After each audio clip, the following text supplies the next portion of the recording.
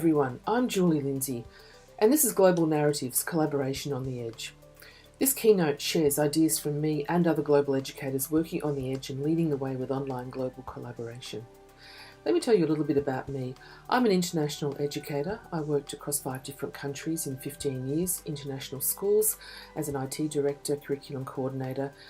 China I worked in, Bangladesh, the Middle East, Zambia. I'm now based back in Australia as a global collaboration consultant. I run global collaborative projects for K-12 levels through Flat Connections, and I work at the higher education level through Charles Sturt University. This year my book was published, The Global Educator, Leveraging Technology for Teaching and Learning, and it's through the International Society of Technology and Education. So many of the people represented in this keynote and the ideas and concepts are found in that book. So just to let you know that that's available. Let me tell you a little story before we start some other ideas here. You know, as an international educator, I worked in the Middle East. I spent 5 years in Kuwait and Qatar. And my experience in Kuwait was in the early zeros, just after the turn of the century. And I was also there during the Second Gulf War, which of course is another story in itself. But you know, Kuwait is a country with juxtaposition of cultures. We have the Arabic people and we have many expatriate guests resident in that country. The international school I worked in was a national international school in that it had about 99% Arabic clientele, and typical of the region in wanting local students to have an international English-speaking education.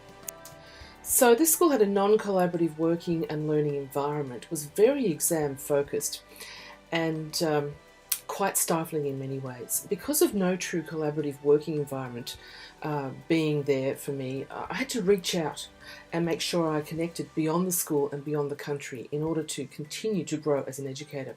So one action I took was to start a Master of Educational Technology Leadership degree through George Washington University, which at that time was totally online, perfect for me of course. I must tell you, I remember one subject I completed at the time was called Education Policy, which almost did my head in. You know, there was an Australian, there I was, an Australian teaching the British curriculum in Kuwait in this national international school, studying American education policy. Talk about globalisation.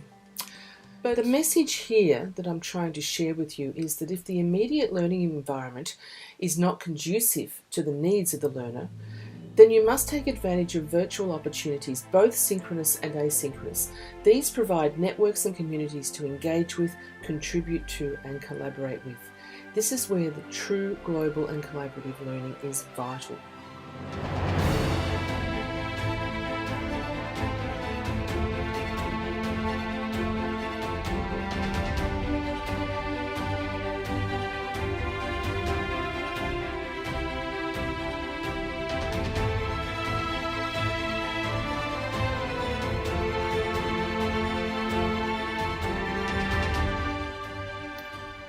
你好，我叫 Alan， 我是技术总监，在上海美国学校。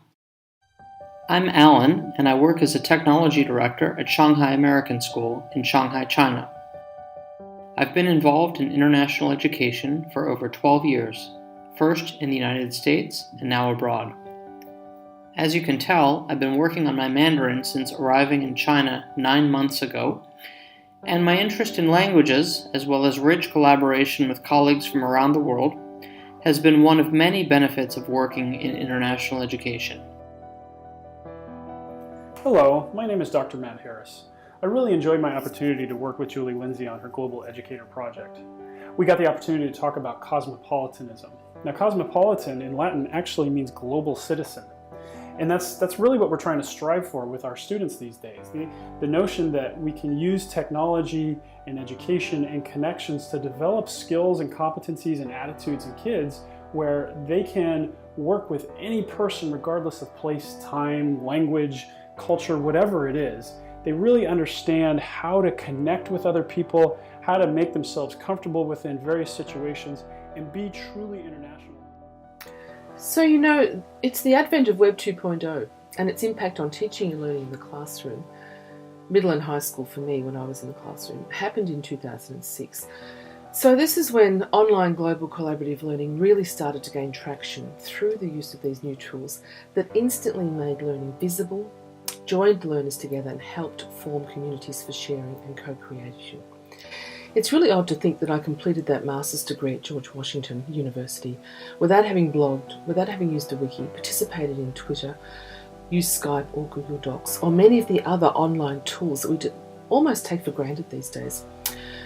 So integrating Web 2.0 collaborative learning into everyday workflow has been the true bridge to online collaborative learning. And more recently, of course, we use social media for learning to connect and collaborate. Hi, my name is Kim Cafino, and I'm a globally connected educator. I've been teaching internationally for the last 15 years, and for the past 10 years, I've been really active in using social media both for myself as a professional and with my students. I've learned quite a bit on how to help me develop my own professional learning through these tools, as well as how to help my students demonstrate their understanding through social media and lots of other ways to connect them globally. I work with a lot of global educators. And, what really keeps me awake at night is the power of online global connected and collaborative learning and the imperative of leveraging digital learning environments to support global education.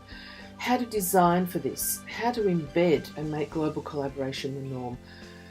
What educators are doing already, the impact on learning, how we can learn and make better global experiences. And more importantly, the fact that educators do not need to leave home to become global. I think, we need to get our head around the fact that there's only a small percentage of international educators, but everyone can be a global learner and a global educator and experience those wonderful aha moments when you feel the power of global connections and collaboration. I think one of the most important things we can do as educators when it comes to global collaboration is share our stories, as many of us are here in this presentation, thanks to Julie, and encourage others to share stories about the aha moments with global collaboration. I can absolutely point to my biggest aha moment, which was back in 2005, 2006, when I was in my parents' basement in Kansas, and I had a Skype connection, not only with my friend Miguel down in San Antonio, but with this guy I didn't know, Darren Carpatois, all the way up in Winnipeg, Manitoba in Canada, and then with Ewan McIntosh across the ocean. We ended up calling that through, over the pond and through the fiber. I mean, there was a magical power to, oh my gosh, we're having this conversation live that we wouldn't have been having otherwise, and it was very transformative for me, and I think for others that were involved in it too. So let's go a little deeper here.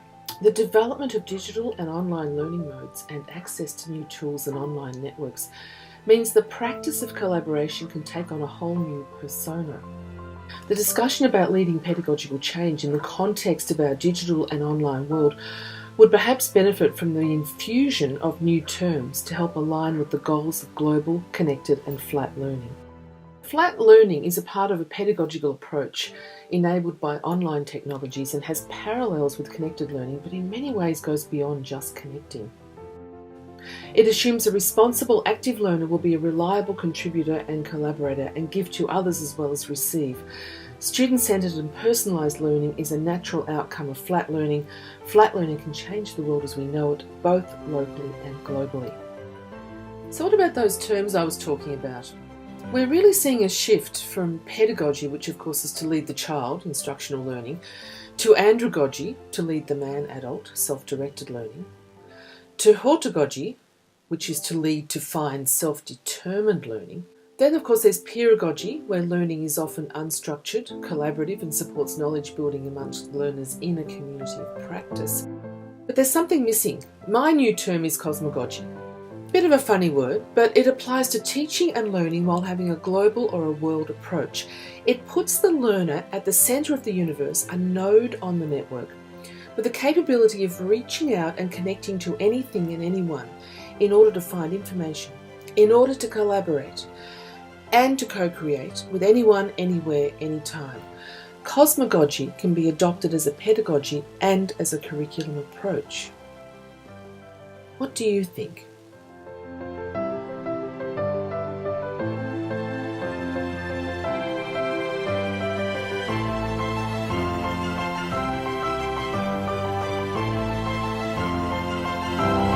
Definitely both. As pedagogy, our style and approach to teaching must reflect the world our students are moving into, which is one where they need to be prepared for a new working landscape that includes global communication and collaboration and a better understanding of cultural differences. As a curriculum, global collaboration is so important to me that I redesigned one of my educational technology courses to include global learning opportunities. It's imperative to me that students in this course gain a better understanding of what it means to be a global educator, to explore the pedagogy of collaboration, and learn how to design and manage their own global projects for successful curriculum integration in their future classrooms. I think global collaboration is potentially both a pedagogy and a curriculum.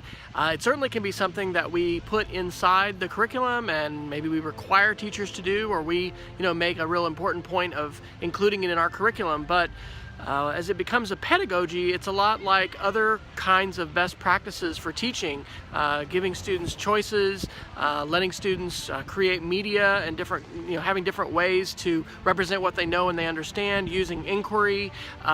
These kinds of things can become just a part of how we approach lesson design and the learning process with students. Why is a global education important? Because students who graduate without an interest in the world's issues become adults who don't show an interest. They don't understand how the world works. They don't listen. They don't want to. Don't care to. The education system needs to change. English and math, they aren't everything. Citizenship and global studies are just as important. Without such an education and the critical thinking skills that accompany it, basic and senseless talking points repeated endlessly by an irresponsible media can convince people of anything. And nothing at all can change their minds. My fellow educators, our work has never been more important.